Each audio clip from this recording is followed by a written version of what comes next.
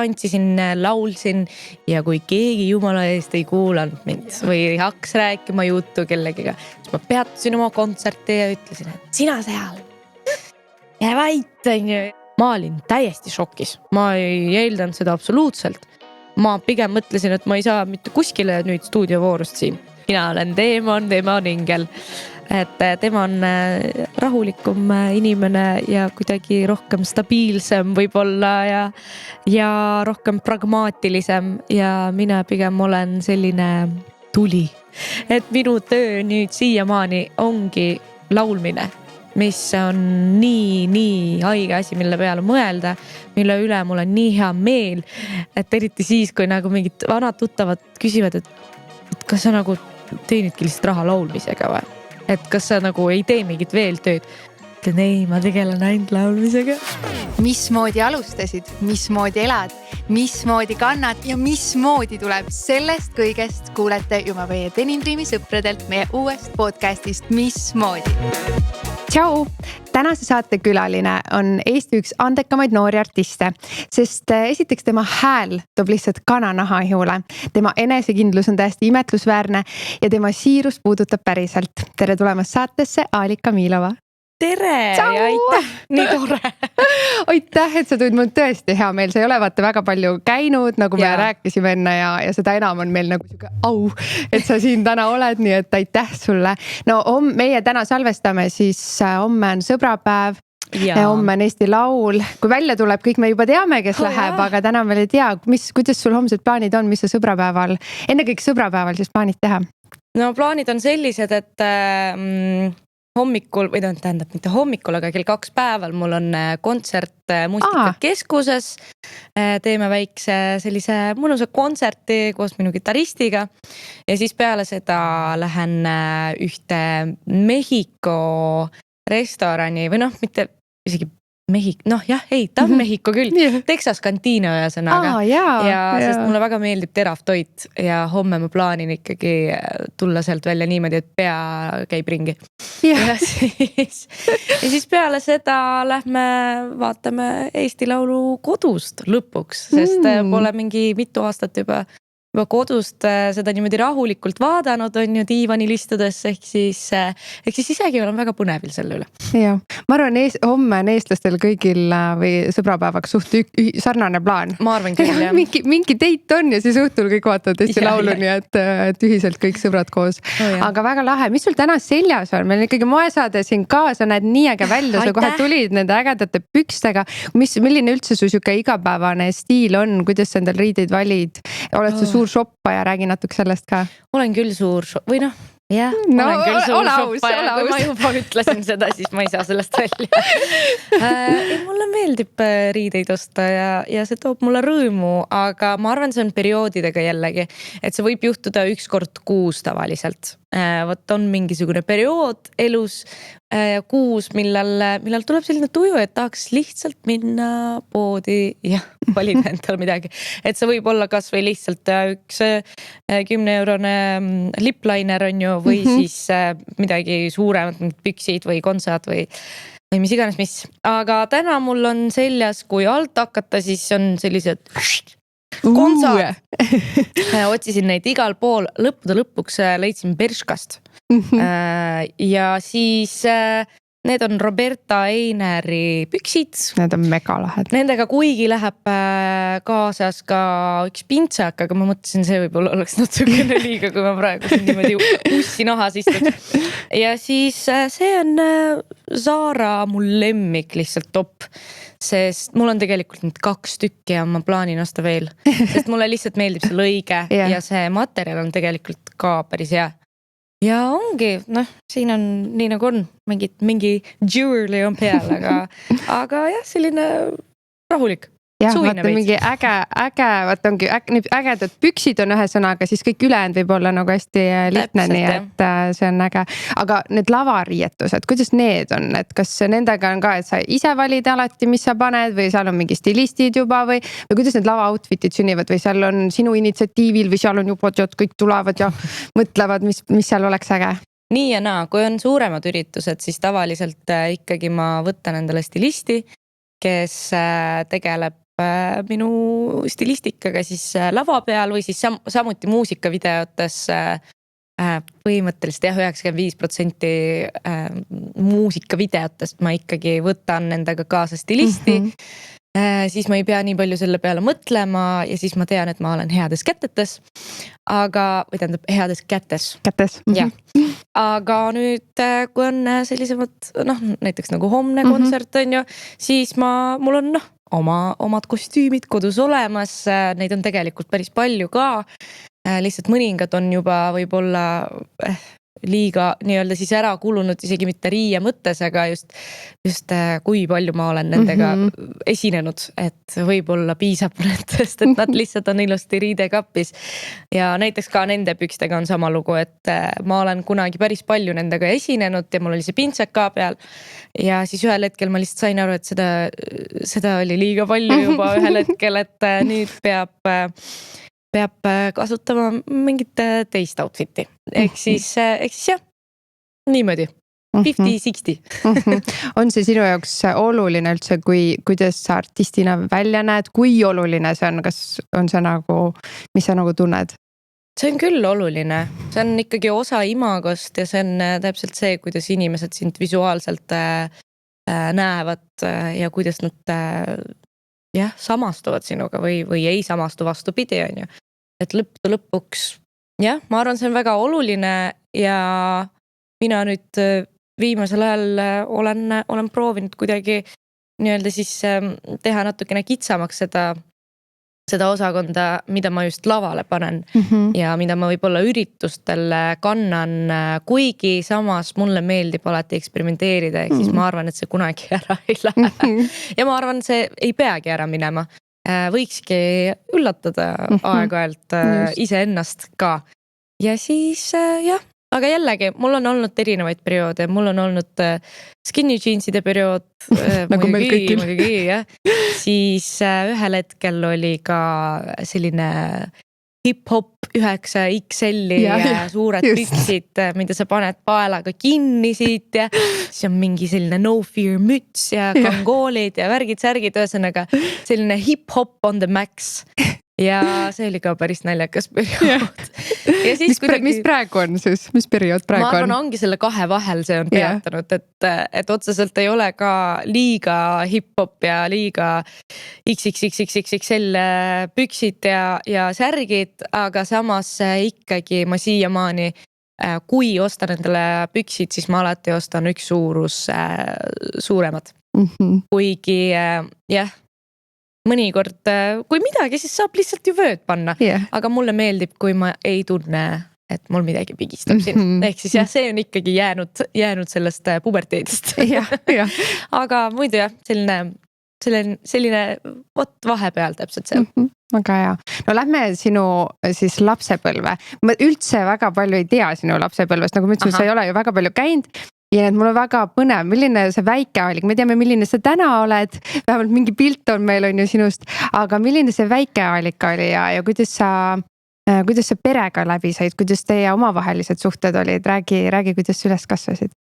Ma sündisin Narvas on ju ja elasin seal sellises piirkonnas, mille nimi on Kreenholm, minu lemmik. Ja siis lõpuks elasin seal 13 aastat ja ma ei tea, vanematega on kõik hästi ja sa küsisid nii palju küsimusi praegu korraga. Ma tulistasin. Milline sa väiksena olid võib-olla selles mõttes? Ma olin väga-väga hyperactive. Ehk siis ma ei tea, kas eesti keeles on see hyperaktiivne. Hyperaktiivne jah, väga vaesed vanemad, vanavanemad ja kõik mu sugulased, sest see oli ikkagi paras töö minuga, et ma alati tahtsin, et mina oleks just tähelepanu keskel. Ja tegin erinevaid kontserte, etendusi, ma ei tea, tantsisin, laulsin ja kui keegi jumala eest ei kuulanud mind või hakkas rääkima juttu kellegiga, siis ma peatusin oma kontserti ja ütlesin, sina seal. Ja väitan ja siis jätkasin edasi. Ehk siis jah, siis mu vanemad saatsid mind, alguses ma läksin iluvõimlemisse üldse. Seal ma olin kokku, ma arvan, 7 aastat. see on väga kasulik ju. Ja siiamaani see on Just. spagaati panna Väga äge. vajadusel. et aga kohe oli tunda, et see ei olnud päris nagu see ja siis umbes poole aasta pärast minu meelest või aasta pärast mind saadeti siis vokaalansamblisse Narvas Rugotiivis, mille nimi oli Magic Land ja siis kui ma esimest korda lavale astusin, see oli koos mingisuguse numbriga, kus kõik lapsed on laval on ju ja siis me laulsime ühe sellise lastelaulu, siis ma mäletan vähemalt enda peas see nägi selline välja, et väga paljud ju on väga hirmul, et minna lavale ja see nende jaoks on väga imelik tegevus, mida teha. Siis esiteks juba niikuinii enamus lastel seda nii-öelda siis refleksi ei ole, sest nad kuidagi kohe lapsepõlvest, kui teda saadad kuskile esinema, siis ta kuidagi harjub sellega ära, on ju. Et ta ei tea veel, mis on hirmus ja mis ei ole võib-olla. Ja mul oli täpselt see, et ma nägin, et nüüd ei ole ainult mu vanemad ja nende sõbrad elutoas on ju, aga nüüd on palju inimesi saalis ja kõik vaatavad ja siis ma kohe kuidagi tundsin, et see tundub just see, millega ma tahaks tegeleda. Et mul on väga vedanud sellega, et mul vanemad kuidagi või vanavanemad ka tegelikult leidsid mingisuguse sellise motivatsiooni saata mind laulutundi ja oligi kohe 10-sse. 10-sse täpselt, nii äge.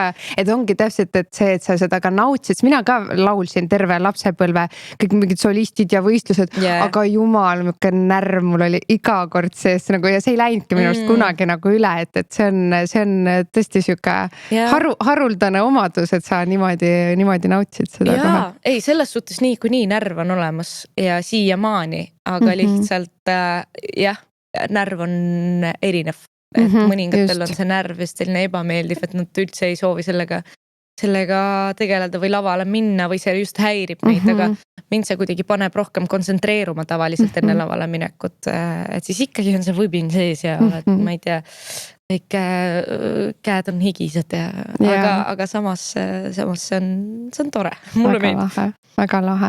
Milline võib-olla, sa oled hästi palju ju käisid võistlemas ja mingid vaata klippe on, ma ei tea, kuskilt saadetes on nagu läbi käinud, kus sa kõik igal pool võistlemas käisid ja esinemas hästi palju, et milline võib-olla su enda mälestus seoses selle muusikaga on kuidagi eriti meeles või kuidagi siuke, mis alati sulle pähe kargab või mingid emotsioonid või?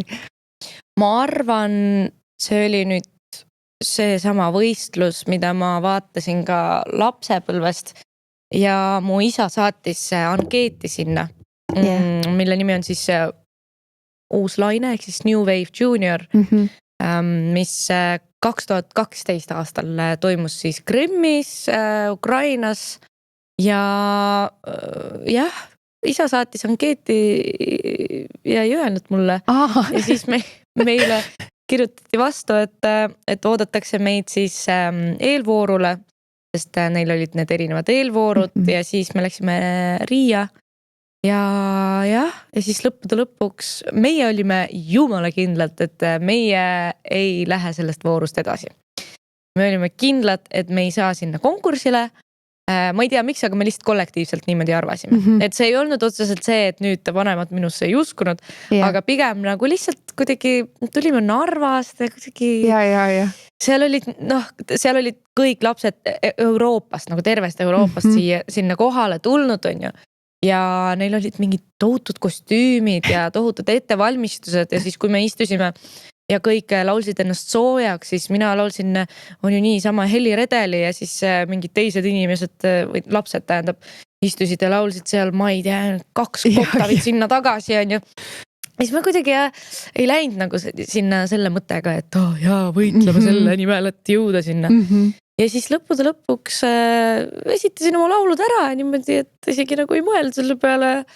Ja siis pärast, kui meid kõiki kutsuti lavale, meid oli 15, siis seesama peaprodutsent, kes oli žüriis, ütles, et minu peas see kõlas niimoodi. Tehke üks samm ette, keda ma nüüd nimetan. Ja siis me võib-olla mingisugune ma ei tea, mingi eriauhind, et nii tubli olid ja siis tähendab 3 inimest pidi tulema ja siis nagu 1, teine ja siis 3. nimetatakse minu nime, tulen ette on ju, siis ta niimoodi vaatab meie peale, siis kõik aplodeerivad on ju, kõik on nii vaimustuses ja siis see peaprodutsent niimoodi vaatab meile silma ja ütleb, et teie sõidate Arteki, Artek on siis see, kus see toimus on ju. Siis mina olin, mis asja? siis ma sain aru, et tegelikult ka, eks ma juba olin nii omas mullis, et ma isegi kuulnud, mida ta rääkis enne seda, et kes tuleb ette, miks tuleb ette. Siis oli see, et te sõidate sinna konkursile ja siis ma mäletan, ma nutsin peale seda õnnest, see oli esimest korda mu elus, ma arvan, kus ma nagu niimoodi päriselt õnnest nagu nutsin hüsteerias ja mu vanemad olid no muidugi täiesti šokis ju, et noh, keegi ei eeldanud seda, keegi ei oodanud seda. Ja jah, see oli väga tore mälestus. Nii, aga. Sellest on isegi video olemas YouTube'is kuskil. Okei, peab üles otsima. Minu meelest isa tegi sellest mingisuguse editi ja siis pani kunagi 15 aastat tagasi üles. Väga lahe, väga lahe. Aga kui korra muusika kõrvale jätta sellest lapsepõlvest, siis milline võib olla kogemus või ma ei tea, või inimene või mingi hetk või olukord on sind nagu inimesena kuidagi eriti mõjutanud või kujundanud? Ma arvan, et lõppude lõpuks inimese taju ikkagi ehitub selle peale, mida ta kogeb elu jooksul. Ehk siis täitsa kohe lapsepõlvest ja praeguse hetkeni. Et ma arvan, et sellist asja, mis nagu just kujundaks mind natukene rohkem, ei ole, ma arvan, nad on kõik võrdsad minu peas vähemalt, et ka väiksed detailid ja väiksemad kohtumised inimestega ja tutvumised on minu arust enam-vähem samal ikkagi tasemel, mis võib olla natukene suuremad mingisugused elumuutused, sest nad ikkagi kõik moodustavad sellest ühe terviku, aga võib-olla lihtsalt raamatustest 2 raamatut olid sellised, mis kujundasid mind võib-olla natukene aktiivsemal moel. Üks oli Alkeemik, Paulo Coelho, seda ma lugesin ka üliheal hetkel, kui ma olin mingi 17 aastane. See oli täpselt see ideaalne hetk, millal seda raamatu lugeda minu meelest. Ja siis teine raamat on ühe psühhiaatri raamat, kelle nimi on Andrei Kurbatov, ehk siis venekeelne raamat, selle nimi on Krasnaja tabletka, mis tähendab punane pill ja see on põhimõtteliselt lihtsalt ta räägib seal sellest, kuidas inimese aju töötab ja kuidas meie alateadvus töötab, printsiibid, värgid-särgid, ühesõnaga psühholoogiast üleüldse ja see on hästi selline range raamat, ma ütleks, et ta ei ole väga selline helge ja selline, et oi bai on ju ja nüüd ma räägin sulle sellest, kuidas inimese aju töötab ja see pigem on selline, et see ikkagi paneb mingisugused perspektiivid paika. Seda ma ei ole üldse kuulnud, kes Alkeemikut ma olen ka lugenud, see tõesti väga, aga seda ma ei ole üldse, ei olnud seda eesti keeles ka ei tea või? Ma olen minu meelest otsinud oma sõpradele seda tõlget inglise keeles, ma arvan ikka on olemas, ma nüüd ei mäleta, aga jah, mina lugesin seda siis vene keeles ja see oli nii suur hitt lihtsalt ühel hetkel, see oligi mingi 5 aastat tagasi võib-olla ja siis jah, ma arvan ikka on olemas, ma loodaks, võiks olla, sest ma soovitan seda suht iga ühele alati, et mul on need 2 raamatut ja need on kuidagi kujundanud mind rohkem inimesena ja minu võib-olla siis mindseti. Väga lahe. Mis sa sealt võib-olla mis sa tundsid, kui sa olid see 17, see on suht siukene iga, kus no kõik käib üles alla ja kõike on väga palju, siis mis võib-olla sellisel ajal see kõige olulisem asi oli, mis sa nendest raamatutest kaasa võtsid või mis sa tundsid, mis sinus nagu muutus kõige rohkem?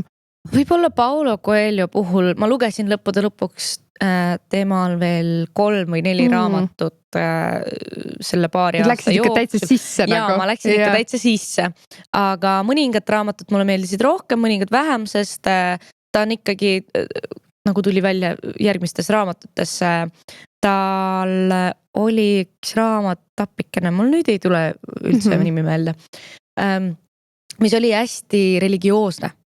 ja seda tal oli tegelikult lõppude lõpuks palju, nagu ma sain aru. Et ta oli suht religioosne mees ja siis hästi palju nagu seda universumi juttu on ju, mis 17-aastasena oli täpselt see, mida mul vaja oli. Mul oli igapäevaselt 10 korda vähemalt päeva jooksul ütlesin sõna universum. Ja lõppude lõpuks see alkeemik kuidagi pani mõtlema natuke rohkem selle peale, et ikkagi peab lihtsalt minema edasi ja kuidagi jah, proovida olla sina ise ja jälgida või tähendab mitte jälgida, mis see sõna, chase your dreams ühesõnaga. Järgneda. Ja, sest lõppude lõpuks jah, ma ei tea. Seal oli nagu nii palju erinevaid asju, mida ma nagu endaga kaasa võtsin, aga mul praegu tundub, et kui ma istuks praegu 17-aastasena, ma räägiks sulle siin pool tundi seda juttu. Aga praegu ma arvan, see lihtsalt kuidagi, see oli selline, andis sellist harmooniat minu meelest. Vot kui ma mõtlen alkeemiku peale, siis mul alati nagu kuidagi samastub see sõnaga harmoonia. Et selline nagu rahu, et kõik läheb nii nagu läheb põhimõtteliselt. No vot. Vau, 17-aastaselt. Nii äge ongi vaata taas need raamatud ja kõik see tuleb nagu hiljem, et sellisel hetkel on nagu kujutan, et väga oluline. Aga küll, kui sa tundud lihtsalt laval ja üleüldse nii enesekindel ja sinu nagu esinemiste puhul on nagu nii nagu lahe näha, kui vabalt sa oled, kuidas sa nagu niimoodi sisse elad. Mul on siuke tunne, sa mitte kunagi ei eksi, mitte ühtegi valet noot ei tule kunagi, et kus see enesekindlus tuleb sinus, et kui sa sinna tollele võistlusel läksid niimoodi, et ma ei tea, et me oleme siuksed väiksed Narvast, et millal see enesekindlus sinusse tuli siis? Seal sellel hetkel juba see oli olnud.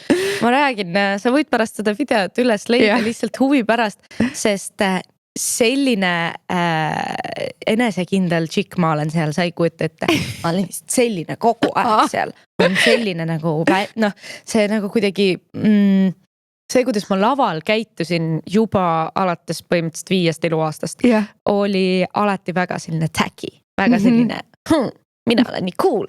Ja seal oli seda ka väga, väga hästi näha ja siis, kui ma jõudsin sinna sellele konkursile on ju Artekis, siis seal ka on see, et televisiooni on ju, see oli televisioonis. Ja siis seda saab ka järgi vaadata mul YouTube'is, siis ma olen, seal on silmad ka käivad niimoodi appikere. Et mulle tundub, et lapsepõlves ma olin isegi veel rohkem kuidagi enesekindlam laval kui praegu, kuigi praegu mul otseselt ka muret ei ole, aga lihtsalt seal oli ikka täitsa selline nagu no breaks, ei pane vidurit ainult gaasi sisse. Et see oli väga tore. Et ma ei tea, ma arvan, et laval ma tunnen, et see on täpselt see koht, kus ma saakski ennast väljendada ja kus ma saakski olla enesekindel ja olla mina ise, sest mina teen seda asja, mis mulle kõige rohkem meeldib ja mida ma naudin iga kord, kui lavale astun. Ehk siis ma arvan, see võib olla kuidagi, paneb seda mingisugust alter egot tööle. Ikka proovin endale sellele nime ka panna. Ei ole veel välja mõeldud. Aga on sul mõni hetk või ma ei tea, meenuta, kas sul nüüd lähiajal on olnud mõni olukord, kus sa, ma ei tea, oled tundnud, et ma ei tea, ma ei ole endas kindel täna või ebakindlust. Millal sa viimati tundsid sellist tunnet üldse? Ei ikka suht kuus, ma arvan, suht tihti. Millised need või mis hetked need on või mis olukorrad tavaliselt? Ma ei tea, ma arvan, see kõik sõltub tujust, ilmast, lihtsalt kuidagi, kuidas sa päeva alustasid ja kindlasti ka tsüklist, ehk siis naisena on ikkagi, naisel ikkagi peab ka seda jälgima alati, just selles suhtes, et on need faasid ju erinevad, ehk siis. Ja siis sa saad aru, okei, ma sellepärast siis ma olen täna selline. Aga vähemalt on põhjus olemas vaata, siis sa saad pärast kõigile öelda, et ma olin nii suur on ju sellepärast, et jaa, mul oli see, aga tegelikult see nii toimubki, et need hormoonid on täiesti ju erinevad ja nad on hullumas seal ja et ma arvan just sellistel hetkedel ma tunnengi ennast rohkem võib-olla ärevam ja rohkem kuidagi ebakindlam aeg-ajalt ja mõnikord lihtsalt ärkad üles, lähed peegli ette. Minu arust see on igal inimesel olemas see probleem, et iga päev on erinev nägu. Ma ei tea, millest see tuleb ja ma ei tea, kas see päriselt nagu teistele inimestele ka niimoodi näha on. Ilmselt mitte. Ma arvan, et ka mitte, sest nagu mõnikord tuled peegli ette ja mõtled, no jumal küll, jälle koledana.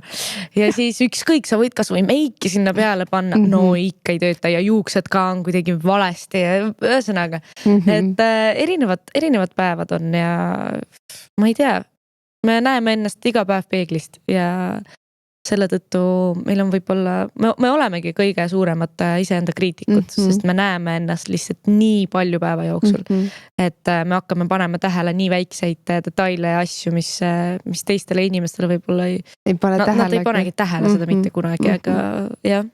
Ja see on vist see naiseks olemise võlu ja ilu ja valu, et täpselt mitte keegi teine tähele ei pane, aga mis me ise vahepeal, kuidas me ennast näeme, on täitsa erinev. Aga kuidas seal sellistel hommikutel, davai, on nüüd täna see hommik, oled mingi, no ei ole, no mitte midagi ei tööta, aga sina pead ju minema näiteks ütleme lavale ikkagi või minema intervjuud andma, tuleme täna siia, on ju, et mis on see sinu siuke asi, mis või harjumus või tegevus või mis iganes, mis sind aitab nagu sellisel hetkel või sellisel päeval, et ikkagi naeratus näole tuua? No kui ma ärkan õigel ajal üles, siis ideaalis ikkagi ma arvan see, mis teeks päeva paremaks juba algusest peale oleks jooga. Kas või 15 minutit lihtsalt korraks kuidagi connectida iseendaga ja oma kehaga ja oma hingamisega ja siis kuidagi on jällegi rahu majas. Et aga kui seda ei juua, siis mina ütleks, et mina olen ikkagi see inimene, keda väga mõjutab päevavalgus. Et kui näiteks täna oli päike väljas, siis mul aknast ongi täpselt päike paistmas mulle täpselt näkku samal ajal, kui ma teen meiki ja see kohe kuidagi toob nii palju seda motivatsiooni juurde, et minna kuskile välja, kas või jalutada, kui pole midagi plaanis ja lihtsalt olla. Et jah, või siis mingi sari. Tavaliselt või mõnikord on mingi sari. Mis su praegu lemmiksari on või mis sul praegu vaatad? Praegu ma vaatan How I Met Your Mother esimest korda elus. Päriselt? Mida? Oi, sul on nii palju head asja eest. Mulle nii meeldib. Mul kohe esimesest episoodist niimoodi meeldis see kõik. Ma nüüd hakkasin 3. hooaega juba. Ma vaatan seda suht aktiivselt praegu sel hetkel. No seal on head lühikesed osad kaovad, see läheb nii ruttu lihtsalt. Täpselt jah, ehk siis ongi see, et teen meiki, samal ajal käib, on ju. Sest lihtsalt ei saa ilma selleta. Ma tean, mul on veel mingid sarju, mida tahaks vaadata. Või ongi need mingid, see naiste guilty pleasure, see Bridgerton, see on see uus hooaeg. Siis eile hakkasin seda esimest episoodi vaatama 4. hooajast ja siis samal ajal istun ja veits nagu mõtlen, tahaks tegelikult How I Met Your Motherit vaadata. Ma panen How I Met Your Mother. Et see on praegusel hetkel ikkagi väga aktiivne selline haigus. Ja me just võideks kavatsime meile, me oleme seda, ma ei tea, millal oma pikaga üliammu juba seal ära vaadanud, kui see kunagi tuli, aga seda näitab telekast kogu aeg otsast peale lõpuni ja nüüd me teame, mingis kuskilt ta käib ja nüüd ta tuleb mingi kindel kellaaeg ja me iga õhtu paneme jälle peale, ma arvan, mingi 10. kord juba. Ma usun küll, et see ei jää viimaseks korraks, aga lihtsalt nii lahe, et ma saan seda esimest korda vaadata, et mul on selle üle väga hea meel. Just. No nii, oota, kus me jõudsime omadega? Okei, võtame lapsepõlvele ringi peale, siis tegelikult ma tahtsin lapsepõlve kohta seda küsida veel, et sa ju hakkasid siis ka ju väga varakult laule kirjutama. Jaa, 8-aastaselt umbes.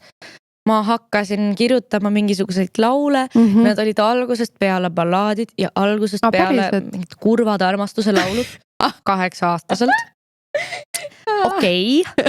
Et ma kas arvan, need, mis tundest need siis päris nagu tulid, olidki nagu päriselt südamevalu laulud või tegelikult olid mingid muud, mis sulle siis haiget tegid nii väga siis tollel ajal? Ausalt öeldes, tahaks neid sõnu üles leida lihtsalt huvi pärast, et vaadata, millest ma seal laulan. Ei, ikkagi nagu mitte kõik laulud olid suhetest, kindlasti ei olnud, aga pigem jah, mingisugune selline melanhoolsus oli alati sees olemas ja jah, 8-aastaselt ma kuidagi hakkasin niimoodi vaikselt klaveri taha istuma ja kirjutama ja kitarril ka kirjutasin kogu aeg ja siis lõppude lõpuks jah, suht nagu ikkagi varakult. Ja nüüd siis... sinu kõik laulud on ju ka sinu enda ikkagi kirjutatud. Ja selles suhtes mul on üks õnnenumber, aga see ei olnudki otseselt seotud. Jah, see lihtsalt tuli automaatselt välja selle artisti alt, kes võitis Superstaari saadet. Ehk siis see ei olnud. Aga kõik ülejäänud on kõik ülejäänud on, mina olen alati kaasautor kas või jah, 50% kindlasti olen. Ma mõtlen nüüd mitte protsentuaalselt, kuidas me jahtame seda, aga füüsiliselt koha peal 50 on miinimum ikkagi, ma arvan, et ikkagi palju rohkem. Et jah, ja on ka need laulud, mis on välja lastud sellisena, et ma kirjutasin neid ise kodus klaveri taga ja siis pärast lihtsalt läksin produtsendi juurde ja ta lõpetas mulle seda laulu. Tegi siis arranžeeringu selle peale ja muidu nagu kõik jäi samaks. Et näiteks ongi see laul, mis nüüd septembrikuus tuli välja eelmisel aastal nimega Kas, oligi esimene eestikeelne lugu, mis ma oma elu sees kirjutasin siis ise klaveri taga. Otsustasin, et et vähemalt keegi ei kuule mind ja ei näe praegu, et kui tuleb väga-väga halb, siis keegi seda kunagi elu sees ei kuule. Väga lahe, aga see, mis tundega sa nagu täna siis, kui väiksena sa laulsid siis südamevalust, armuvalust, mis tunde pealt sa täna need laule siis kirjutad või mis hetkedel, sa oled ju õnnelikud suhted. Mis tunne see peab olema seal all, mis hetkedel sa oled mingi davai, nüüd ma pean kirjutama, eks see ma olen selles mõttes nõus, need valust tulevad kõige ehedamad emotsioonid ja ikkagi see tahab kõige rohkem tost välja vist saada, aga kuidas see laulu kirjutamine praegu välja näeb sul? No ideaalis ikkagi minu laulud isiklikult tulevad siis halvast tujust ja halvatest mõtetest, sest minu meelest see ongi selline privileeg olla laulukirjutaja minu meelest, et sa saad neid tundeid kuskile panna.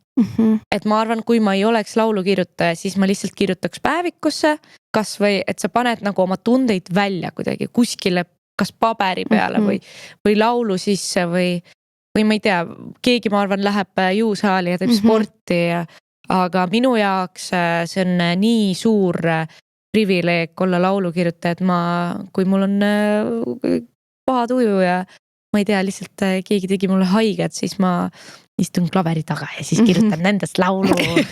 siis pärast kõik kuulavad sellest, mida nad tegid. Aga jah, aga muidugi selles suhtes, kuna ühel hetkel ma hakkasin rohkem kirjutama lugusid ka produtsentidega, et siis sa lähed nagu stuudiosse on ju ja siis hakkad kirjutama rahulikult ja siis muidugi seal on suht väike protsent sellistest olukordadest, kus ma oleks halvast tujus sinna tulnud, sest esiteks on minu meelest veits ebaprofessionaalne. Ja teiseks, siis ma lihtsalt leian enda sees seda sama kohta, millest ma sooviks laulu kirjutada või mingisugusest situatsioonist, mis viimasel ajal mind kripeldanud on parasjagu, mida ma siis laulu sisse panen, et siis ma mõtlen pigem selle mineviku peale või siis tuleviku peale, kuidas kunagi. Okei, no me saame veel motiivist jõuame veel 2 saate lõpus ka rääkida, et siis me saame teada, mis olukorras see on, aga lähme nüüd edasi, muidu mul kaob järg ära oota.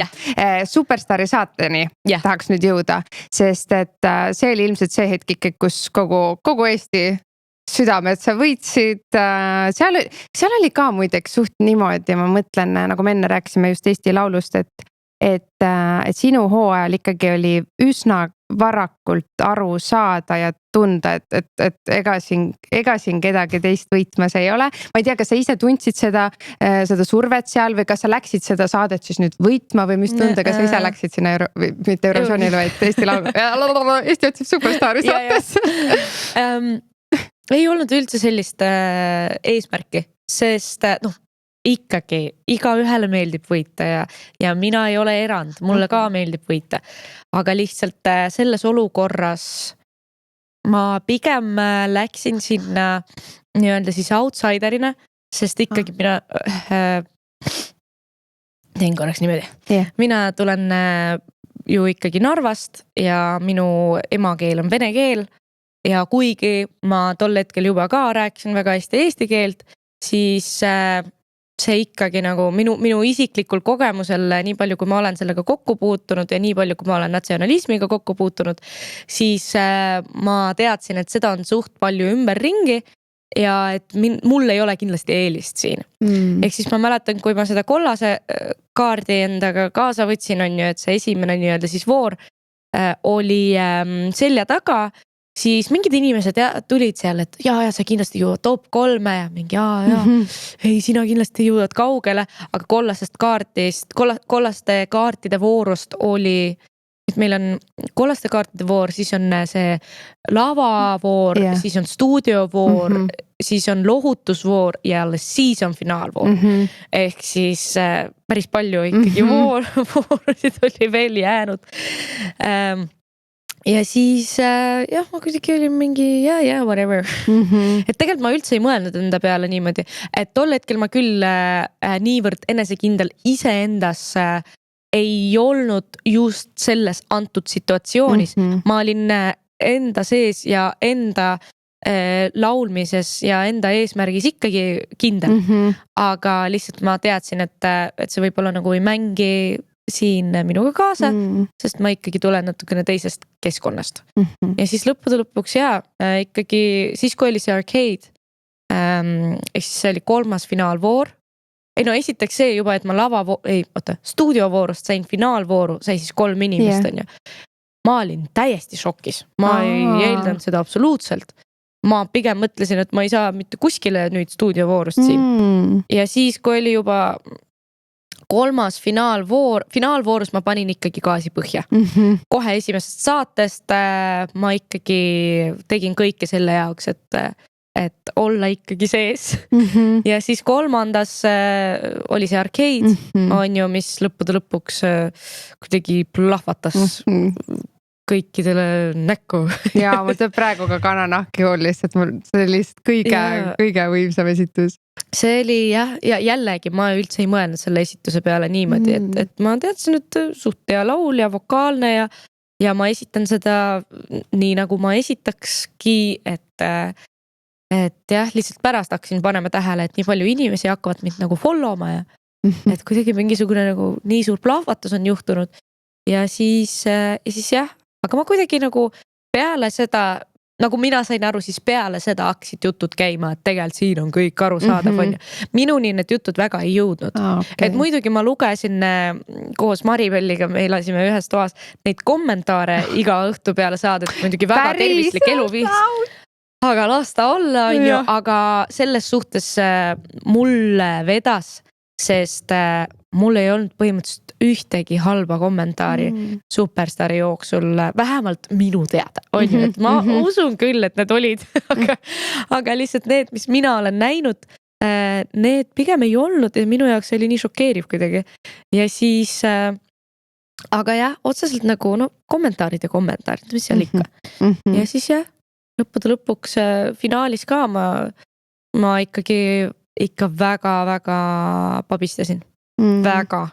Sest ma mõtlesin, et ei tea, kuidas inimesed hääletavad ju. Kunagi ei tea. Aga siis et see oli viimase hetken ikkagi. Üldse poleks uskunud, vaata sa siis ju jätsid ka nagu nii enesekindla mull või sa olidki, nagu sa ütlesid, tegelikult laval ja oma esituses sa olidki enesekindel. Aga ma mõtlesin, sa olid ikka nagu seal võitmas, vaata, et mina lähen ja teen ära, vaata, et nagu nii, aga ongi, et tegelikult ei tea, on ju. Aga nüüd, kui see võit siis ära tuli, ilmselt siis muutus su elu kõige juba selle saate jooksul väga palju. Mis kõige kiiremini muutus, mis kõige rohkem muutus, milleks see võib-olla kohe alguses valmis ei olnud? Pigem olin nagu stardi pealt valmis, et väga paljudega juhtub see, et nad just ei ole valmis siis, kui see kõik lõpeb. Et ma ei räägi nüüd võitjatest, ma räägin üleüldse, on ju, sest Superstaari saade on lõppude lõpuks hea platvorm, isegi kui sa ei võida, on ju, et sa ikkagi nagu saad mingisuguse kuulsuse sinna kätte, et siis sa pead sellega nagu töötama edaspidi. Et jah, ma kuidagi nagu, kõik rääkisid mulle seda sama juttu enne võitu, või tähendab pärast võitu, ma ei mäleta nüüd. Ühesõnaga rääkisid seda sama asja, et nüüd tuleb kõige raskem aeg, sest Superstaaris vaata, meil olid inimesed, kes võtsid meid autoga peale, viisid punktist A punkti B, meil olid proovid, meil olid nagu iga päev oli meil nagu kirjutatud välja, mis on meie tegevused, millal me sööme hommikusöögi, lõuna ja õhtut, on ju. Et siin nagu oligi see, et mida paljud rääkisid, et aga nüüd sul nagu ei ole sellist ajakava, sul ei ole seda inimest, kes tegeleks sinuga. Tegelikult oli ju lõppude lõpuks, sest manager mul tuli suht paari päeva pärast seda võitu, Karl-Ander Reismann aitas mulle väga kaasa ja tõesti aitas mulle nii paljude asjadega tol hetkel, et mul oli hea meel, et keegi oli nagu kõrval. Ja siis jah, võib-olla sellepärast minu jaoks ei olnud nagu nii suur kontrast, sest ikkagi nagu tegevust oli, kalender oli täis, oli inimene, kes tegeles sellega ja kirjutas, ma ei tea, kontaktidega või klientidega, on ju. Et jah, aga ma arvan lõppude lõpuks heas mõttes, ma arvan kõige paremini või kõige nagu sellisem hullem muutus oligi see, et ma sellest aastast sain olla nagu päris laulja, et minu töö nüüd siiamaani ongi laulmine, mis on nii haige asi, mille peale mõelda, mille üle mul on nii hea meel, et eriti siis, kui nagu mingid vanad tuttavad küsivad, et kas sa nagu teenidki lihtsalt raha laulmisega või? Et kas sa nagu ei tee mingit veel tööd? Ütlen, ei, ma tegelen ainult laulmisega ja mul on endal nii hea meel iga kord, kui ma ütlen seda, sest see on täpselt see, mida iga üks artist ja mida iga üks muusik ja laulja ja jah, lihtsalt inimene, kes tahab ka selles valdkonnas tegeleda. Ma arvan, see on täpselt see, millest me kõik unistame. Ja see on väga tore, kui see õnnestub. Jaa, nii äge, nii armas ja nii siiras on näha seda sinu emotsiooni selle taga on ilus. No nüüd, nagu me just ütlesime, kui see saade välja tuleb, siis see Eurovisiooni või Eesti Laulu võitja on nüüd tegelikult selleks hetkeks teada. Kõik, kes kuulavad, nemad juba teavad. Sinul on see Eurovisiooni kogemus tuli ju suht ka järgi kohe pärast Superstaari ka, kõik see toimus väga kiiresti. Mis sa võib-olla tahaksid sellele nüüd meie Eesti Laulu tulevasele võitjale, Eurovisioonile minejale kaasa anda või öelda, et näed, aga ole sina siis näiteks selleks valmis või mis on see, mis selles kogu virvarris võib-olla tavainimesele, minusugusele pealtvaatajale nagu, mis välja ei paista, et mis sa nüüd ütleksid sellele võitjale, et davai, et pane selleks võib-olla vaim valmis. See võib-olla kõlab natukene klišeelt, aga see on see, mida mina võtsin peale seda Eurovisiooni kogemust endaga kaasa ja see, mida ma alahindasin, on see, et lihtsalt nautida hetke. See kõlab nagu jumala lihtne, mis ma naudingi, aga tegelikult kui sa oled seal sees ja kui kõik see press ja pressikonverentsid ja jooksmised sinna tagasi areenal, need peaproovid, kostüümivahetused, kõik kogu aeg tahavad sinust midagi, siis sa mõnikord hakkad unustama ära, et sa oled siin. Sa oled siia jõudnud, sa oled oma unistuste, sa oled põhimõtteliselt praegusel hetkel oma unistust täitmas olevikus ja mõnikord sa lihtsalt kuidagi kaad sinna sellise müra sisse ja ma arvan, see ongi väga oluline, et lihtsalt ollagi nagu koha peal kuidagi, eriti enne lavale minekut ja siis, kui sa oled laval, et mina alati ütlesin endale, see on ainult 3 minutit. 3 minutit minu elust. Et tegelikult ei tohi nii üle dramatiseerida seda, et ja need 3 minutit on väga olulised, aga me oleme neid proove nii palju teinud, et see kindlasti läheb hästi. Et lõppude lõpuks jah, enne lavale minekut ma ikkagi panin mingisugused oma mõtted paika, kellele ma seda laulu esitan, kelle peale ma mõtlen. Ja lihtsalt, et olla kuidagi koha peal nii palju, kui üldse olla saab. Väga, ma arvan, see on väga hea mõte, mida kaasa anda, sest ma kujutan ette, kuidas sinna lihtsalt võid lihtsalt ära kaduda ja siis pärast mõtled, et aga tegelikult see oli mu elu üks mingi vingemaid kogemusi ja ma lihtsalt mingi sellel hetkel mõtlesin, et saaks juba läbi võib-olla või saad aru, et kõik on nii palju. No jah, sul ongi vist nagu niimoodi, et oli Superstaari saade võitsid, tuli Eesti Laul võitsid, nüüd oli näosaade võitsid. Et ükskõik mis kuradi saates ette võtad, kõik paned kinni. Et sinuga ei tahaks ühes hooajas olla mitte keegi enam. Ma arvan nüüd küll keegi kindlasti ei taha olla. Aga mis sa ise tunned, mis siis on nagu, öeldakse ju, ma ei tea, 20% on anne ja sinul seda annet on kuhjaga. Mis sinu see edu võti siis nagu on? Mis värk on?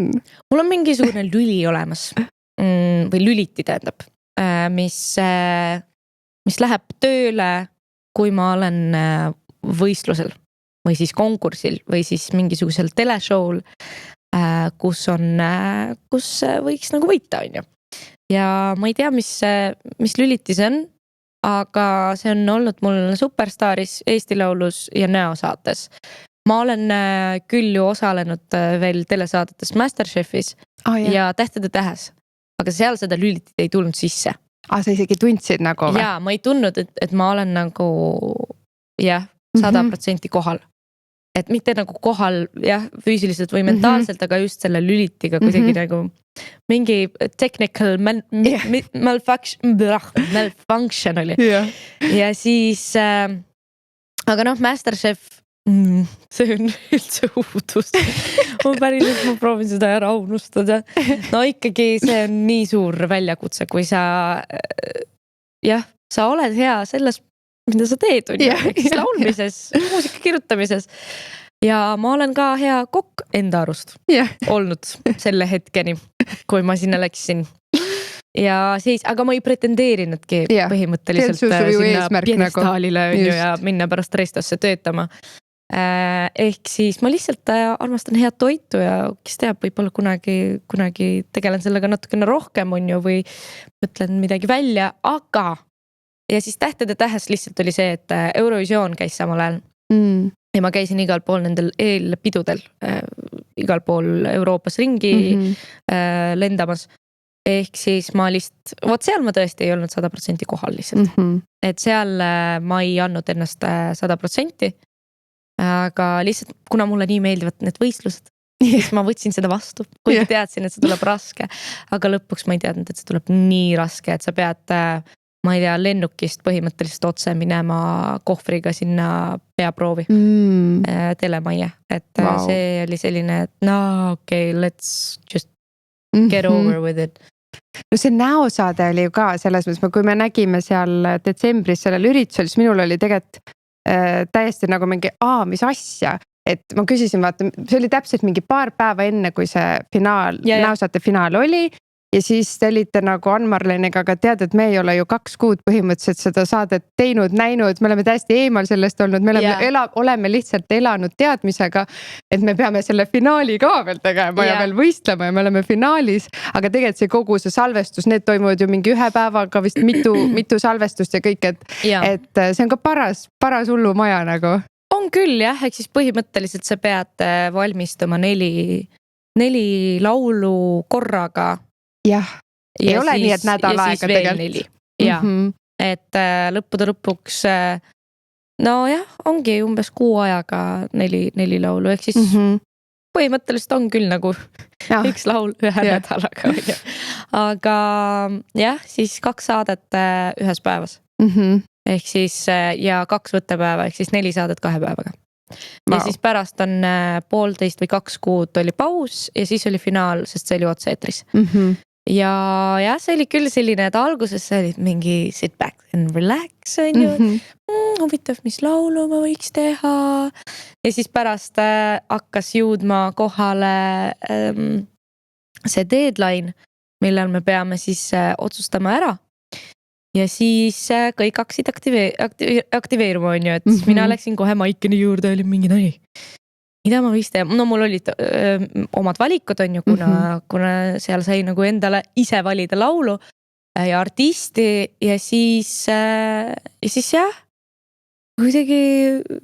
kuidagi mul oli nii palju valikuid enda arust ja siis no see on ikkagi nagu nii oluline otsus enda peas eriti, et no nüüd sellest sõltub terve mu elu on ju põhimõtteliselt, kas ma võidan või ei võida, et sõltub, mis laulu ma valin ja lõppude lõpuks nagu no kui ma hakkasin rääkima inimestele, kui mul oli nagu valik tehtud on ju, et Lara Fabian, Je suis malade, siis kui ma seda inimestele rääkisin, mingi, keda sa teed? Mingi, no mina teen Lara Fabiani. Jaa, kes see on? Suht kõigil oli see, et need, kes nagu päriselt võib-olla olid rohkem kursis, siis nad olid mingi, lahe, mis laulu see Je t'aime või tal oli see Adagio, siis ma olin mingi, Je suis malade. Mingi, mul ei tule praegu ette nagu. Aga ma tegin seda valiku suht teadlikult, sest ma teadsin, et nendest teistest valikutest see oli kõige ebapopulaarsem. Samas jällegi sellel laulul on mingi mitukümmend miljonit kuulamisi, et see ei ole mingi meie oleme lihtsalt rumalad. No jah, et lõppude lõpuks ikkagi ma arvan vanem generatsioon teab Lara Fabianit palju paremini, aga jah, lihtsalt kuidagi sisetunne ütles, et võiks seda laulu ikkagi esitada ja valida ja samal ajal, kui teised rääkisid, et võib-olla nagu võiks midagi populaarsemad valida. Et jah, lõpuks ikkagi jälgisin oma sisetunnet ja siiamaani ei ole vaadanud seda saadet. Ei ole või? Jaa, sest see esimene nädal ma kartsin seda vaadata, sest mul nagu just see esitus. Mitte ühtegi osa ei ole vaadanud? Ei, seda ma olen vaadanud küll ju. Siis ma olin kenasti kodus on ju pühapäeviti ja siis sain seda rahulikult vaadata. Ja siis vaatasin ikkagi nagu enda esitusi ka üle kõiki, aga just finaali esitust ma ei ole näinud. Sest mul esimene nädal ma kartsin seda vaadata. Ja siis teine nädal Go3-st see läks juba ära. Aga YouTube'is ikka on ju? Ei ole! Ma mõtlesin ka, et on, sest kõik etteastat ju on, aga finaali miski pärast ei olnud siis, kui ma vaatasin. Võib-olla nüüd, ma ei tea. Et ühesõnaga TV3, kui te vaatate seda, siis palun saatke mulle minu esitust. Ma ei ole seda siiamaani näinud. Nad ilmselt saavad sulle saata nüüd, palun saatke. Aga nüüd, nüüd on kõik need saated on tehtud. Nüüd sa oled ikkagi, ütleb, 5 aastat äkki see on sellest Superstaarist. 5 aastat siuke Superstaari elu elanud. Kas su nagu igapäevaelu ka see kuidagi mõjutab, et ma ei tea, pead sa täna ikkagi, ma ei tea, valid, kuhu sa lähed, mida sa ütled, mis võib-olla jätad kuskile minemata selle pärast või tunned sa seda nagu seda tähelepanu, avalikkuse tähelepanu või mingit pilke või kuidas see üldse su igapäevaelu mõjutab? Ausalt öeldes ma väga ei mõtle enda peale niipidi kui teised võib-olla. Sest mina olen ikkagi omas kehas sünnist saati olnud ja minu jaoks minu kehas otseselt nagu nii palju midagi ei ole muutunud on ju, et minu jaoks ma olen ikka see tavaline Aalika ja see tšikk Narvast ja that's about it on ju. Ehk siis, aga mõningad inimesed lihtsalt, näiteks eile mul oli üks kontsert ja mul see korraldaja küsis seda sama küsimust, et kuidas sa reageerid selle peale, et inimesed piiluvad kogu aeg sinu peale. Siis ma ütlesin ka talle, et tegelikult ma ei mõtlegi selle peale. Mõnikord näen, et keegi nagu piilub või nagu keegi nagu sosistab ja siis mõlemad piiluvad on ju. Ja siis nagu mul tuleb nagu meelde, et ahaa või et ma arvan, et tõenäoliselt siis selle pärast on ju.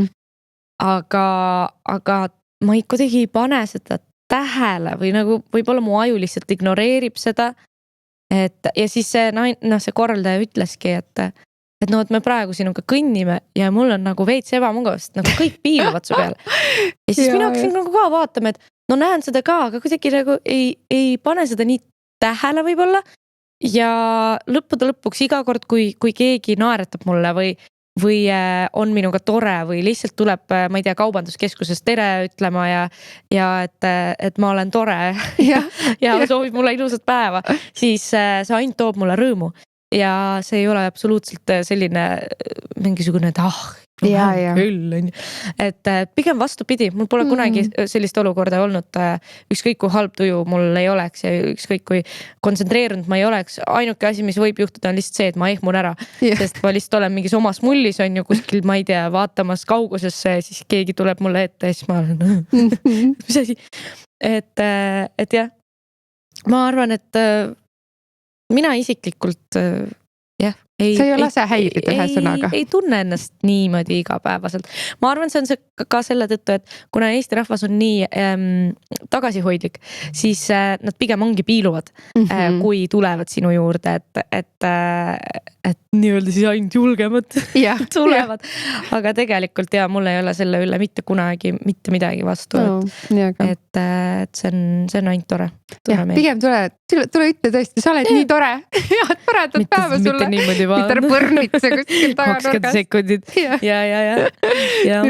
Aga kas sul ei olegi vist nagu meedia poolt üldse sükest nagu sul ei ole nagu olnud mingid kanasid kitkuda ja ma ei tea, või oled sa saanud nagu mingit torgata kuskilt või oled sa tundnud, ma ei tea, on mõni pealkiri sulle teinud haiget või sa rääkisid nendest kommentaaridest täna loed sa neid kommentaare või oled sa kuidagi selle sees nagu üldse nagu siuke kõrvetada ka saanud või? Kindlasti. Mis sul meelde tuleb mõni olukord meelde või? Ma ei tea, lihtsalt mõnikord need artiklid on sellised hästi clickbaitikad lõppude lõpuks. No näiteks nagu nad ei tee otseselt nagu haiget, võib-olla haiget teeb just see, kuidas nagu need anonüümsed diivanikriitikud siis reageerivad selle peale. Ma tõesti ei loe väga kommentaare ainult kui mul tuleb tõesti mingisugune tuju ja õigel hetkel, õigel ajal on ju, siis kurat võtaks, mille jaoks ma seda teen jälle ja siis pärast jälle on tuju halb ja aga jah, see, mis mul esimesena meenub oli, kui kesklinna uudistes peale siis minu aastavahetuse esinemist Vabaduse väljakul olid siis pildid erinevatest esitajatest ja üks olin mina, kellel oli käsi niimoodi ettepoole. Ei ole näinud või? See on ülihea. Ja siis põhimõtteliselt nagu ma viskaks väikse naatsivärki, vaata. Päriselt või? Ja siis Kroonika tegi sellest eraldi artikli, et nagu, et kas ma nagu olen mingi fašist. Ma ei ole näinud seda. Ja siis selles suhtes õnneks selle all kommentaarides ei olnud üldse väga halbu asju, sest pigem inimesed olid vastupidi nagu üllatunud, et Kroonika, millest sa kirjutad? Ja, täpselt. Nagu mis asi see on? Aga see oli lihtsalt valus võib-olla, või see ei teinud otseselt haiget ja see pigem oli see, et nagu mida? Selline veits nagu üllatav reaktsioon nii-öelda. Ja siis lõpuks lihtsalt mõningad artiklid on täpselt sellised, et no võib-olla nagu ei olnud vajalik. Aga samas ma saan aru, see on nende töö. Täpselt ongi niimoodi, et kui meil läheb hästi, siis neil läheb hästi, aga kui meil läheb halvasti, siis neil läheb veel paremini. Jah, lõpuks hästi öeldud. No aga nii on ja ma saan aru, et see on nende töö ja nad on ajakirjanikud, et otseselt ei ole ka nende vastu nii palju mingit via ma kindlasti ei hoia, mul on sealt ka paar kolleegi, kellega mulle lihtsalt meeldib niisama juttu ajada ja kes on lihtsalt toredad ja et selles suhtes aga lihtsalt ma arvan, see, mis teeb haiged, on pigem need kommentaarid, sest nendest sa ei saa kunagi lahti ja võib-olla kõige lihtsam asi olekski lihtsalt mitte lugeda neid. Aga see tundub liiga raske. Et tuleb ikka vahepeal ette ja kahju, aga jah, ma saan aru, ma ilmselt maal loeks ka, nüüd ma saan täiesti aru. No okei, tead, jõuame su uue looni, ma juba enne tahtsin täiega juba küsida, kui sa sellest laulu kirjutamisest rääkisid, aga see tuli nüüd, issand, see on äkki 1,5 nädalat olnud umbes väljas, on ju. Mis see, nagu sa enne ütlesid, see ikkagi lood sünnivad mingist kas situatsioonist, mingist tundest, et mingi koha sa ikkagi üles otsid, mis olukorrast see lugu on siis kirjutatud, motiiv ja kuidas, ma ei tea, mis see sõnum sinu jaoks seal on? See laul on minu jaoks isiklikult kirjutatud sellest, et suht enamus inimestel on olemas selline asi nagu psühholoogiline stsenaarium. Jällegi ma olen psühholoogia huviline, nagu oli aru saada. Siis mulle meeldivad erinevad sellised sõnad, terminid ja mulle lihtsalt meeldib lugeda sellistest asjadest ja ma kuulsin sellest sõnast paar aastat tagasi, kus ma hakkasin mõtlema, et väga huvitav. Ühesõnaga, see on selline asi, et see võib kas tulla sul lapsepõlvest või siis natukene vanemas eas. Need võivad olla täiesti erinevad stsenaariumid, aga põhimõtteliselt see on see asi, mida sa sa kipud kordama. Ehk siis mingisugune muster või? Muster, jah, ongi. Et kas või ma ütleks, et no too enda pealt täiesti... nagu mingi näide. Ma ei tea. No võib-olla mingisugune, ma ei tea, ma arvan, suht paljudel on see ikkagi olemas mingisugune commitment issues, vaata, selline väike nagu sees, vaata. Et lõppude lõpuks see kõik tuleb, ma isiklikult arvan, enamus kordadest, see tuleb lapsepõlvest, nagu paljudki mingisugused traumad või siis lihtsalt see, kuidas me näeme maailma. Ja ma arvan, see ka tuleb kuidagi lihtsalt iseenda kogemusest ja lõppude lõpuks on mingisugune muster, mida sa kipud kordama kogu aeg ja selle jaoks ongi psühholoogid olemas, kes saavad sind võib-olla sellest mustrist välja võtta ka. Et sa rohkem neid asju ei kordaks. Ja mina tol hetkel, kui kirjutasin seda laulu, see oli septembris eelmine aasta, siis mul oli kuidagi... Ma mõtlesin selle peale päris palju, selle sõna peale ja enda peale, et võib-olla mis nagu mul võiks olla selline stsenaarium, mida mina kipun kordama. Ja siis jah, lõpuks kirjutasin isiklikust asjast, mis kuigi ma olen väga avatud inimene, aga sellest ma ei räägi. Aga ma arvan, igaüks saab samastuda omat moodi selle lauluga ja selle mõttega. Ja lihtsalt kuidagi mõelda natukene teise nurga alt inimsuhete peale. Ja siis jah, sõnad kirjutas Nublu. Õigus. Ja selle üle mul on väga hea meel. Sest kuigi nagu ma kirjutan suht okeid eestikeelseid sõnu, aga Nublu on ikkagi sõnavõlu. Ja. Et mina ei saa tema kõrval sõnade kirjutamisesse isegi seista. Ehk siis lõppude lõpuks jah, ta kuidagi väga hästi pani kirja just neid tundeid ja neid emotsioone, mida ma proovisin kuidagi edasi anda ja no muidugi ma rääkisin talle ka ära, millest see laul räägib minu jaoks ja kuidagi jah, suht kiiresti sai see laul valmis. Ja mul on väga hea meel, et see laul lõppude lõpuks väljas on, sest ma räägin, see oli kirjutatud septembrikuus. No ongi, mõtlengi, et sa ütled, et suht kiiresti see lugu valmis. Et nagu tegelikult septembris, pool aastat ju. Kas nii kaua võtab iga lugu aega? Või kuidas see lugu, räägi korra lahti, ütleme tavainimesele. Nii, sinul oli see septembris see mõte, see tunne, sa hakkasid kirjutama. Kuidas see loo sellest hetkest, kui sa sinna klaveri taha istud ja nüüd ta jõuab sinna päriselt meieni. Ütleme see pool aastat, kas see ongi tavaliselt pool aastat, kui kaua see tavaliselt aega võtab, mis siia kõik vahele ja kõik jääb, et miks see nii kaua peab aega võtma?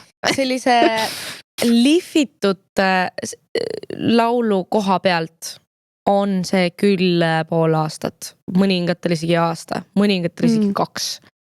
Aga jällegi sõltub nii palju sinu isiklikust mingisugusest mõttemaailmast ja isiklikust arusaamast, kuidas see lugu võiks välja näha. Ehk siis näiteks jah, Parasiidiga oli väga sarnane olukord, et me Sammiga ikkagi tegime umbes 9 sessiooni enne seda, kui see lugu välja tuli. Et sellest läks ka täpselt pool aastat mööda. Ja nüüd selle motiiviga mul tekkis tunne, et ma tahan teda viia, no ma tahtsin öelda perfektsuseni, aga sellist asja ei ole olemas. Ehk siis pigem lihtsalt oma parimasse vormi tahaks teda ikkagi appikera nüüd see küll eesti keele läks kokku mul. Ühesõnaga, et see oleks väga hea laul. Timmida ühesõnaga teda nii ligi lähedale perfektsele, kui saab. Täpselt. Ja siis ongi niimoodi, et ma ütlesingi, et lugu sündis suht, või tähendab, lugu sai valmis suht kiiresti. Ma pigem mõtlesin seda, et lugu sündis suht kiiresti. Et 1,5 päevaga oli lugu lõpuni kirjutatud. Okay. Kõik salmid, bridžid, värgid, särgid ja siis pärast juba hakkas pigem produtsendi töö pihta, et lihvida seda nii-öelda siis. Kas siis 1,5 aastat põhimõtteliselt lihvitaksegi koos produtsendiga, et mis biiti me sinna, mis me seal teeme, mis lisahääli me paneme, mis see 1,5 aastat siis? Sinna auku võib jääda aastateks, ma arvan, et lõpuks mõtledki, et siin võiks olla mingisugune selline heli. Selline nagu selline vaikne heli kuskil taustal. Mingisugune no kas kedagi kotib? Pigem mitte, aga kas see on oluline? Jah, sest lõpuks iga kord, kui sa kuulad seda pärast, oled mingi, siin on see sama ja see on täpselt see, mis mõnikord juhtubki lauludega ja see ikkagi nagu, kuigi inimene seda kohe võib-olla niimoodi välja ei kuule, ainult sina seda kuuled on ja sinu produtsent, siis ikkagi see loob sellise mõnusa terviku. Ja jah, ma ei tea, seekord kuidagi oli selline tuju, et ikkagi teha seda laulu nii-öelda siis peaaegu perfektsuseni. Ja lõpuks musavideoga ka läks suht kaua aega, et me Rauliga mõtlesime ikkagi enne seda, meil oli 2 ideed. Ja mis teine idee oli siis? Sest see on nii äge video ja sa tantsid nii hästi. Nagu vau. Ma ei tea, okei, näosaates võib-olla nägid, et sa oskad tantsida, sa ei ole nagu puujalaga, aga see oli nagu mingi vau, et see on nagu tants seal. Aitäh. Mis see teine variant siis oli? Ei hakka rääkima. Okay, võib-olla me ikkagi teeme seda varianti ühel hetkel lihtsalt teise laulu peale, sest see ei olnud otseselt nagu nii palju ka lauluga konkreetselt seotud. Okay. See lihtsalt oli väga, väga hea idee, aga me saime aru, et talvisel ajal seda on väga raske teostada, sest see oleks filmitud õues ja tol hetkel, kui me tahtsime seda filmida, see oli detsembrikuu. Ja, siis ei olnud väga ilus. ja pluss oli täpselt see, et läks pimedaks kell, ma ei tea, 2:30 päeval ehk siis see oleks päris raske asi, mida teha. Ja jah, aga lõpuks see idee sellele päris musevideole, mis nüüd väljas on, tuli Raulil suht out of nowhere ja ta lihtsalt näitas mulle seda kirjalikult, seda skripti siis. Ja siis ma vaatasin üle ja kohe ütlesin talle, teeme seda. Et tavaliselt ikkagi annad mingid kommentaare, et siin võib-olla võiks midagi teist olla. Siin ma ei ole kindel ja nii edasi, aga lõpuks sellega kuidagi läks kohe täpselt täppi. Täppi ja meil oli väga lahe tiim ja minu õde Valeria tegi siis mulle koreograafiat ja Raul produtseeris ja tähendab directis on ju ja siis jah. Siuke pereettevõtmine oli teil siuke? Oli küll jah, sest see meeskaabuga lõpuks ka ju oli mu õe abikaasa. Aga ta lihtsalt nagu näojooned sobisid nii hästi just selle kuvandiga, mida me ette kujutasime, et see oleks patt mitte võtta teda. Kas see perega sellist, ütleme nagu tööasja ajada on keerulisem?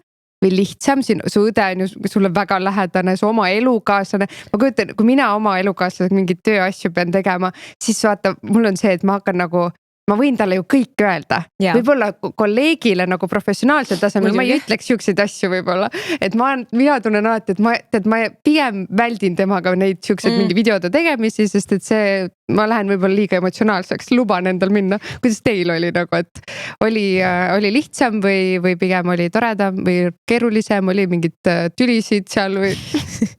Pigem on lihtsam, sest mul isiklikult ei ole probleemi selle siis professionaalsusega või nagu minul.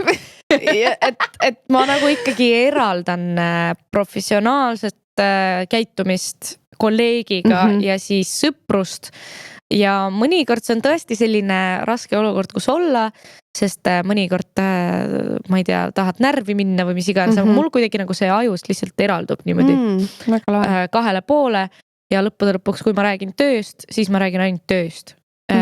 Kui ma olen platsil, võtteplatsil Rauliga või õega, siis ma ei mäleta ühtegi olukorda, kus ma oleks midagi öelnud närvis peaga või kuidagi niimoodi närviliselt, et nagu jää vait praegu või midagi.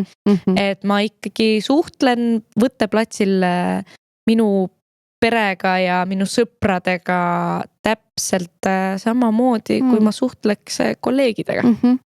Et kuidagi väga küpsinust, väga tubli.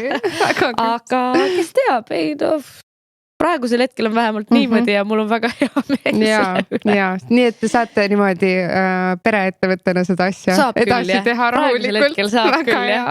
Aga Rauliga, kuidas teie see nii-öelda omavaheline, ma ei tea, dünaamika on või mille poolest te nagu sobite, mille poolest te matchite, miks te suhtes siis nii õnnelikud ja tore teil on ja mis on võib-olla teil omavahel, mis teil just on täiesti erinevad teineteisest? No ma arvan, seda on väga hästi pealt näha, et Raul on selline pigem rahulikum pool ja ongi nagu ingel ja teemon, vaata. Mina olen teemon, tema on ingel. Et tema on rahulikum inimene ja kuidagi rohkem stabiilsem võib-olla ja rohkem pragmaatilisem ja mina pigem olen selline tuli, selline jõud, mis lihtsalt liigub kaaspõhjas. Ehk siis lõppude lõpuks see võib ju mõnikord õnnestuda ja töötada hästi sellises sümbioosis nii-öelda, et ma arvan, siin ongi üks sellistest juhtumitest. Aga tead, mis mulle keegi ütles või ma ei tea, kus see ütles, meil on suht samamoodi, ma arvan väga paljudes suhetes on see, et mees on siuke rahulik, vaesud, naine on siuke tuli ja niimoodi. Ja siis keegi ütles, et aga et tuli põleda saaks, ta vajab natukene alati põlemiseks hästi natukene õhku, et puhuda õhku või midagi siukest. Aga et kui see õhk on seal nagu liiga tugev, siis tuli kustub ära, on ju. Et aga ta vajab hästi natuke ja sellepärast selline kombo, me oleme ka mingi 15-16 aastat koos olnud, on ju, see tuli ja see väike tulehiilike seal mul kõrval, et sellepärast see nii hästi sobibki, et see leek saaks põleda, siis see väike õhk ongi talle vaja. Liiga palju talle, et see ei toimiks, kui oleks nagu mingi teine torm seal kõrval. Äkki tuleb ka 15 aastat. Nii et ma arvan, igal inimesel on lõppude lõpuks see on nii erandid. Ma arvan, et on ka sellised 2 tuld ja on 2 õhku ja mina tean erinevaid paare ja jällegi tean, mõlemad on tulised või siis vastupidi, mõlemad on ülirahulikud ja mõlemad ongi samamoodi nagu mina ja Raul, mõningad on täpselt vastupidi, on ju. Ehk siis ma arvan, et see kuidagi lihtsalt, ma ei tea, kuidagi mingisugune. Aga mis ta sinu puhul, mis on see kõige võib-olla üks olulisem asi, mida ta sinu puhul kuidagi toetab või tõstab või kuidagi esile toob just võib-olla nagu inimesena, isegi mitte nii artistina? Ma arvan, et seda harmooniat siis, seda stabiilsuse tunnet ja lihtsalt kuidagi mitte ülemõtlemist. et ma ikkagi nagu aeg-ajalt võin hästi närvi minna mingisuguse situatsiooni peale. Nagu ma mõtlen, mitte siis otseselt Rauli peale, aga ma ei tea, keegi kirjutas mulle midagi, mis ajas mind räigelt närvi. Ja siis tal on alati vastus olemas. Alati selline rahulik vastus olemas. Ja et see kuidagi, paneb mind kuidagi stabiilsemasse kohta. Nii äge, see on tore. Nii tore, täiega tore. Ma ütlen, iga tuli vajab sükest rahu sinna kõrvale. Nii äge, nii ilus. Okei, aga mis Alika, mis siis edasi? Nüüd, mis esiteks sul see aasta toob, mis su muusika mõttes, mis on veel telesaateid, kus on vaja ära võita või mis on veel tulemas? Ja mis ka suuremad siuksed unistused sul just karjääri mõttes? Kas sa pürgid ka välismaale? Sa oled nagu selline täpselt, kui ma mõtlen Eesti artistide peale, et sina küll, sina oled see, kellel on kõik olemas, on ju. Et mis sinu mõtted nagu kõige tuleviku ja unistuste ja karjääri mõttes on? Ma otseselt ei ole selline tuleviku inimene, kuigi mult küsitakse seda küsimust suht ikkagi palju, on ju, aga iga kord ma ei mõtle sellele mingit konkreetset vastust, sest lõppude lõpuks selle aasta puhul mul on sellised plaanid, et ma soovin lasta palju lugusid välja. Väga hea, meile sobib. Palju uut muusikat, on ju, siis anda palju kontserte, mis on ikkagi minu jaoks number 1 prioriteet. Ja siis kirjutada lihtsalt hästi palju muusikat ka välismaal, ehk siis me oleme juba minu manageriga arutanud mingid plaane, on ju, et kuhu minna, et kirjutada muusikat. Ja siis samuti olengi mõelnud, et võib-olla ühte kohta jääks natukene kauemaks, et võib-olla kas või paariks nädalaks miinimum, et lihtsalt pühendada kuidagi iseennast sinna muusikakeskkonda, et ei oleks mingisuguseid segavaid faktoreid, lihtsalt olekski muusikakeskkond su ümber, kellega sa kirjutad kas või igapäevaselt lugusid ja lihtsalt kuidagi oled omas mullis. Et ja ma ei tea, kui tantsud tähtedega tulevad, siis hit me up. See ongi veel tegemata, nii et jääme ootama. Aga isiklikus mõttes nagu, et okei, karjääri mõttes küll, aga millest see, ma ei tea, see ei ole küll tuleviku inimene, aga ikkagi, kas sul on midagi, millest sa võib-olla, mida sa soovid või unistad siis ka nagu enda peale mõeldes, mitte kui artistina, lihtsalt kui Alika? Ma arvan lihtsalt jätkata oma elu nautimist ja jätkata selle hetke nautimist. Ehk siis proovida mitte kaotada seda mitte kunagi, sest erinevad situatsioonid on elus juhtumas ja inimesed tulevad, inimesed lähevad ja ka ikkagi tahaks olla iseenda tugi esmaselt, et uskuda iseendasse edaspidi ja lihtsalt või tähendab minna oma unistuse järgi ja minna oma sisetunde järgi ja lihtsalt olla igapäevaselt tänulik selle eest, et saab teha seda, mida teed ja et saab olla siin. Okei, see oli küll nüüd nagu mingi väga ilus lõpp. Ma ise ka läksin emotsionaalseks.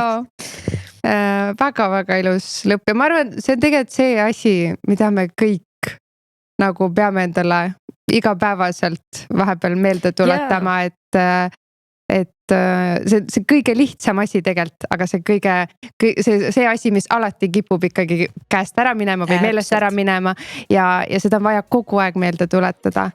Jah, nagu selle Eurovisiooni teemaga vaata, et nautida hetke, kuigi see kõlab naljakalt, aga nii on. Aga nii on, me kipume seda meelest ära unustama. Nii et aitäh sulle selle imelise mõtte eest, meile meeldetuletusest. Mina saan sulle nüüd anda Denim Dreami poolt väikse kingituse. siin on siis Placenta Active'i poolt sulle juustele, siis meie Tamme teetalu, mida me saime siin natukene ka mekkida, saad veel kodus edasi mekutada ja Dream Cafe kooki saame lõpuks sööma hakata, nii et kingitus sulle. Ja siis tõesti veel kord sulle suur aitäh kõigile kuulajatele, suur aitäh. Vaadake kindlasti, andke meile tagasisidet üldse, kuidas teile episood meeldis, kuulake kindlasti Aalika uut lugu, Motiiv, YouTube'is igal pool on see saadaval. Väga äge video, kindlasti minge vaadake, kes ei ole veel videot vaadanud. Ja meil on veel käimas täitsa allahindlused kauplustes ja e-poes ka, nii et ma loodetavasti, et ma nüüd infoga puusse ei pane. Nii et kindlasti minge vaadake meie Denim Dreami kodulehele ja kauplustesse ka, nii et järgmise korrani, tšau! Ciao!